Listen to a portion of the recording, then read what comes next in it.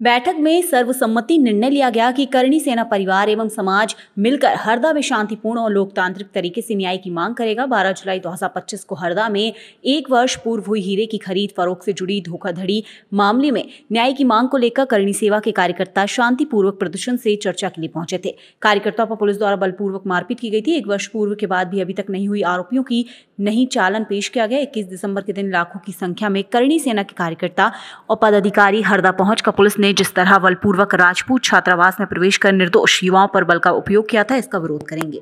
आज करणी सेना परिवार की प्रदेश स्तरीय बैठक थी, जिसमें सारे ही प्रदेश के और जिले के और तहसील के पदाधिकारी उपस्थित हुए थे। अभी बैठक चली रही है। हरदा जो 21 दिसंबर को आंदोलन होने वाला है, उस आंदोलन को लेकर रूपरेखा बनाने और उसकी गतिविधियों को लेकर बैठक। क्या कुछ करने वाले 31 दिसंबर को?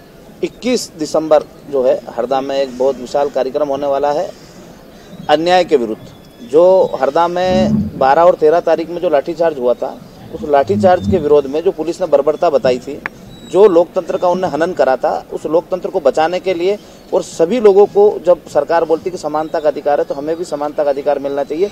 जिस प्रकार से हमारे साथ बर्बरतापूर्वक लाठीचार्ज हुआ, उसमें उन पुलिसकर्मियों को सजा होनी चाहिए।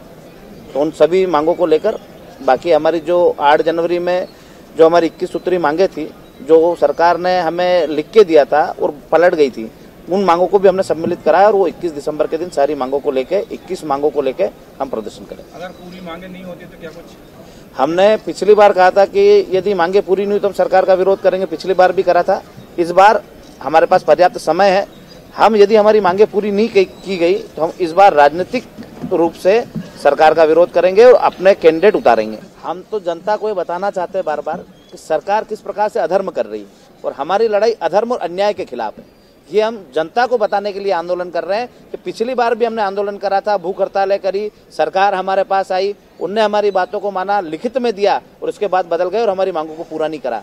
और आज फिर जब हमारे साथ अत्याचार हुआ है, अन्याय हुआ है, तो हमने फिर सरकार से गुहार लगाई कि जो हमारे साथ अत्याचार और अन्याय हो रहा है, जिस प्रकार से पुलिस निर्भरता पूर्वक लाठी डंडे बरसा रही है, हमारे कार्यकर्ताओं को मार रही है, हमारे ऊपर भी जान से मारने की कोशिश कर रही है, तो इनके ऊपर जो पुलिसकर्मी थे, इनके ऊपर कार्रवाई होनी थी। और प्रशासन और सरकार दोनों मिली हुई है। सरकार के कहने पे ही लाठीचार्ज हुआ है और सरकार इनको बचा रही है और बार बार हाथ पीछे ले लेती है कि हमारा इसमें कोई हस्तक्षेप नहीं है। यदि इस बार भी इनने हमारी बातों को नहीं माना, हमारे जो सार्वजनिक मुद्दे हैं, चाहे वो किसानों के हों, चाहे मजदूरों के हों, चाहे आउटसोर्स कर्मियों के हों, या चाहे आप पत्रकार बंधुओं के हों, आपके पत्रकारों की भी हमने मांगे रखी है। इसके अलावा पिछली बार भी हमने लड़ाई लड़ी थी आपकी 8 जनवरी में कि पत्रकार बंधु है, उनको दबाने के लिए झूठे मुकदमे किए जाते हैं। तो बिना जांच के किसी भी पत्रकार बंधु पे मुकदमा नहीं होना चाहिए और यदि मुकदमा होता है तो उसकी जांच होनी चाहिए और बहाल होता है तो उस मुकदमे को उसी दिन समाप्त करना चाहिए। क्योंकि पत्रकार बंधु जो है वो इस देश की नींव है और उनको दबाने के लिए सरकार भी षड्यंत्र रचती है और आम लोग भी षड्यंत्र रचते हैं कि इनको कैसे भी दबा के इनको सत्यता नहीं छापनी जाए। तो ऐसी हमारी बहुत सारी मांगे, हम किसानों की मांगों को लेकर लड़ रहे हैं, पर अभी तक सरकार किसी मांग को ना तो पूरा करती, खाली गुमराह करती है और जनता को भी गुमराह करती है कि ये लोग किसी न किसी दल से जुड़े हुए हैं। ना हम कांग्रेस से जुड़े हुए हैं, ना हम भाजपा से जुड़े हुए हैं। हमारे साथ हर दल का व्यक्ति आता जरूर है।